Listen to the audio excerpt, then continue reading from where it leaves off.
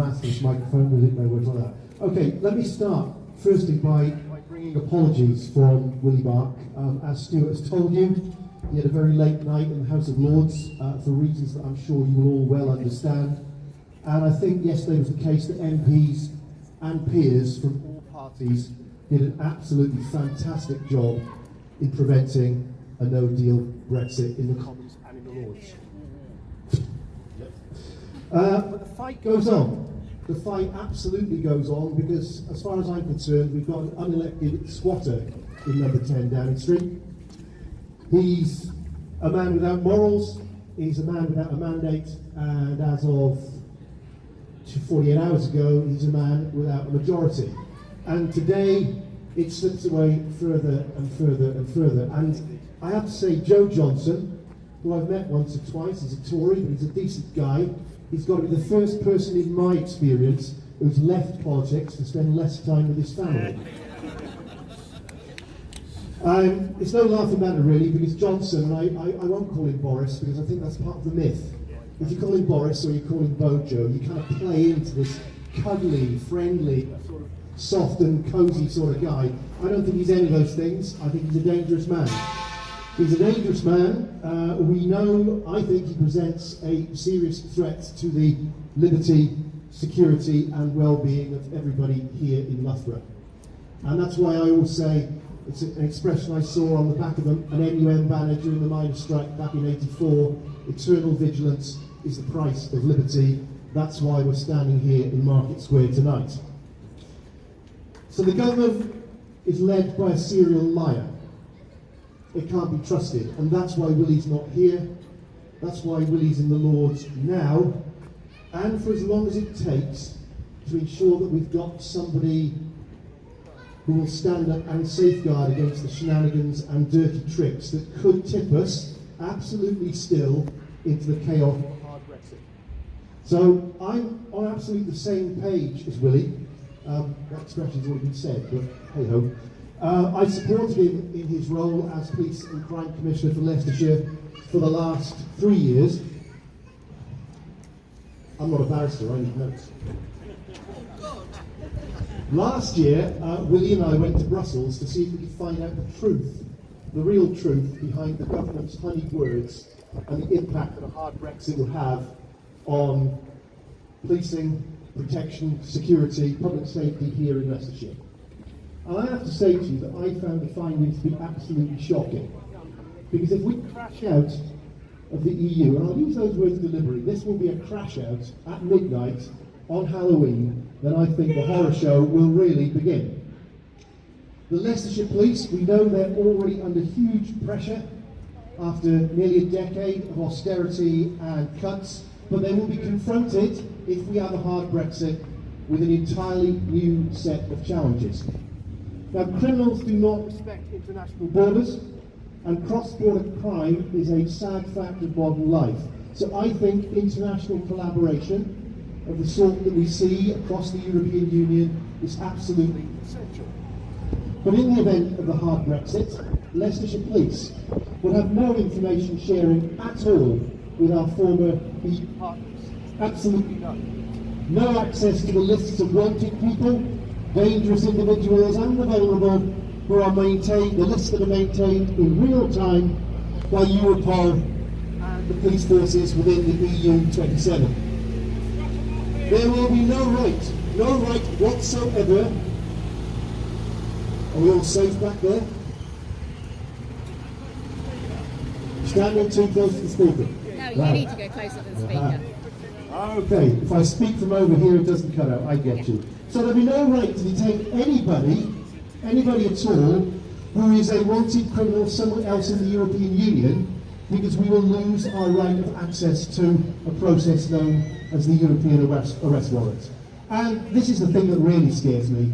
There will be no advanced knowledge whatsoever of the criminal record or the criminal background of anybody arriving on a flight from a European Union state, one of the EU 27, because we will no longer have access to the passenger name records system, which operates under a European directive. And at midnight on the 31st of October, these mechanisms could just vanish at a stroke. which leave our already thinly stretched police force hampered in the fight against international crime. I don't think that any sensible politician would play that game of risk with your safety and your security. I know that Willie won't play it either. Willie won't play that game either, and I certainly wouldn't, as somebody who aspires, as many of you will know, to succeed in as Police and Crime Commissioner.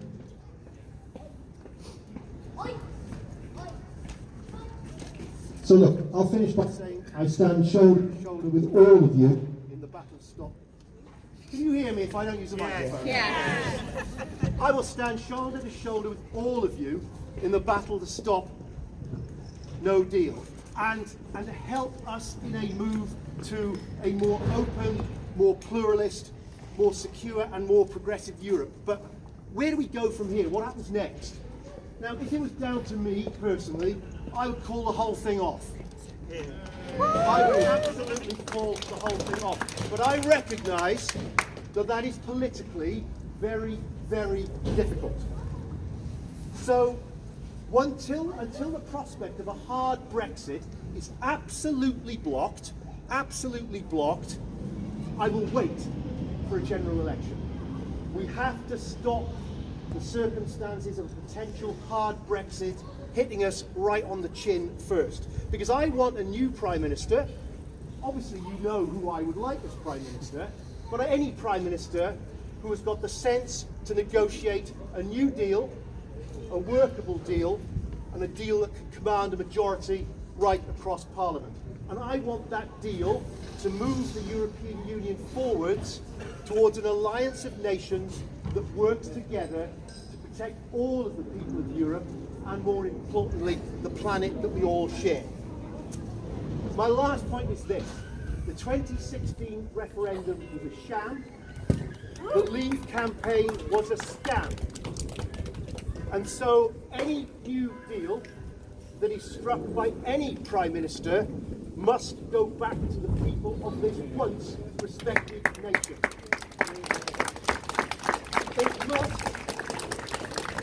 It goes back to the people of this once respected nation. I have lots of friends in lots of countries who message me, who I speak to. They cannot understand what we appear to be doing to ourselves. We are losing our national self-respect.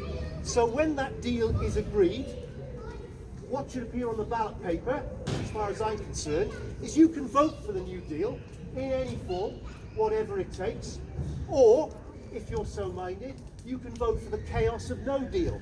But I also think, and I will campaign to make sure, there's an option to revoke Article 50 and to remain in the European Union. I say that because I believe that the European Union has delivered peace and stability in our continent, across our continent, since 1957. And if anybody walks to the centre of their town, their village or their city, they'll find a cenotaph. They'll find a piece of stone with 1914, 18, 1939, 1945 and a list of names. And that list of names tells you how Europe used to solve its social, economic and political problems before the days of the European Union. And I, for one, do not want to go back there, and I'm sure that everybody in this audience shares that view. So I want to be part of a European Union in which my country plays a full, a constructive and an active role, because at our core, all of us, we're proud, we're outward looking, we're progressive and we're internationalist, and I want to be part of that in Europe, in the European Union, where I think we all belong. Thank you. Our next speaker, I'd just like to read you a message from Rory Palmer, our MEP, who can't be with us today. He said, "Sorry I can't be with you today. I'm supporting Defend Democracy and Stop the Coup campaigning right across the East Midlands. We've seen people take to the streets in significant numbers in corners of the East Midlands, from Leicester to Nottingham, Derby to Buxton, to Lincoln, Corby and beyond. I know future rallies are planned for the coming days.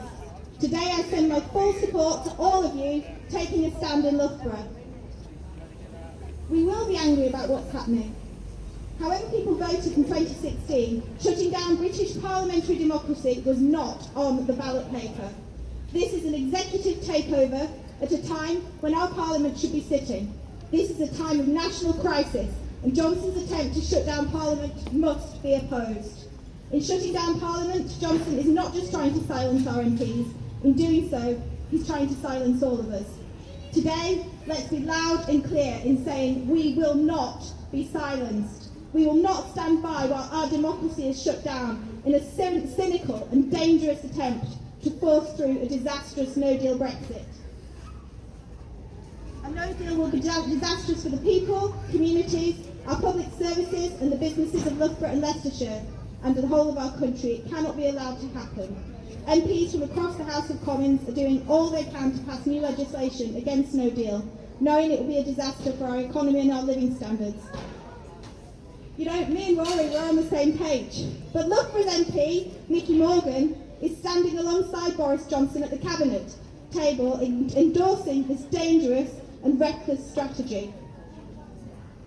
Come the next general election, and that might be very soon, Nicky will have to explain why she has chosen Johnson's no-deal Brexit cabinet over protecting jobs and living standards in Loughborough. As one of your MEPs, I'll be campaigning every day to stop this sinister shutdown of British democracy and for a better course for our country's future. I will continue to speak up for all our region in the European Parliament. For a vision of our country that is true to our values, open, democratic, outward-looking and internationalist. Clearly, I would prefer us to remain in the European Union and to reform the European Union. But we now face a challenge to reclaim our democracy. I send you all my support today. Thank you for taking this stand. Together, we can secure a better future for our country. Thank you, Rory.